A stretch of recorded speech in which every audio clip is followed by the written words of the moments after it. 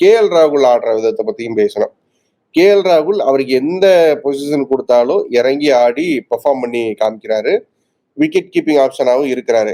Maybe அவர் வந்து அந்த T20ல விட்ட இடத்தையும் நாம பிடிக்கணும் அப்படின்னு ஐயிங் பண்றாரா அவரு? நிச்சயமா இருக்கும். ஏன்னா அவர் மாதிரி ஒரு பிளேயரை நீங்க வெளியில வைக்க முடியாது. இந்தியாலேயே நீங்க பெஸ்ட் பேட்டர்னு இன்னைக்கு டேட்ல நீங்க எடுத்தீங்கன்னா டாப் 3ல கேஎல் ராகுல் இருப்பாரு. இல்ல ஏன்னா last T20 world cup win பண்ணாங்கல்ல, அப்போ வந்து கேஎல் ராகுல வந்து வச்சுட்டு தான் ரிஷப் பண்ட் எடுத்துட்டு போனாங்க அந்த விக்கெட் கீப்பிங் ஆப்ஷனா.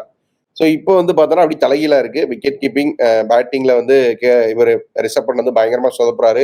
கேஎல் ராகுல் இன்னொரு பக்கம் பயங்கரமா கிடைக்கிற சான்ஸ்ல அவரால் ஒரு அட்டாக்கிங்காகவும் ஆட முடியுது. இப்போ நேற்று ஆடின மாதிரி நின்று பிச்சு கொஞ்சம் மெதுவாக இருக்கிற மாதிரி தெரிஞ்சா நின்னும் ஆட முடியுது.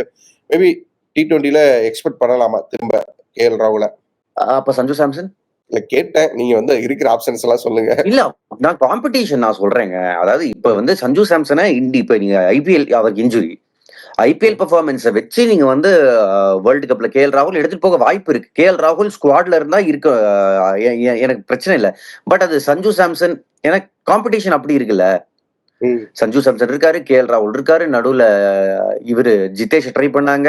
பட் ஐ திங்க் T20 ஃபார்மேட்ன்றப்போ இந்த ஸ்டேஜ் ஆஃப் ஹிஸ் கரியர்ல சஞ்சு சாம்சன் பிடிச்சிட்டாரோன்னு எனக்கு தோணுது.